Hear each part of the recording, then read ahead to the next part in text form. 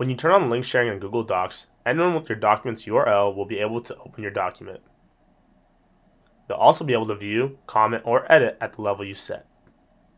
In this lesson, you'll learn how to share your document using a link. To turn on link sharing, first click Share. Next, click Get Shareable Link. Under Link Sharing On, you can see and change the permission level for people who have access to your document. Initially, when link sharing is on, anyone with a link can only view your document.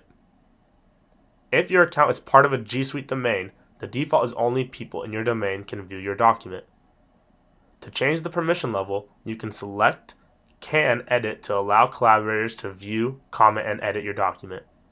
Or you can choose Can Comment to allow collaborators to only leave comments or suggest changes. They won't be able to edit the document. If you choose Can View, the people you share your document with will only be able to read it. If your administrator allows, you can click More to see the options for sharing outside of your domain. You can turn off link sharing at any time by clicking off in this list. Congratulations, you now know how to share your documents using a link.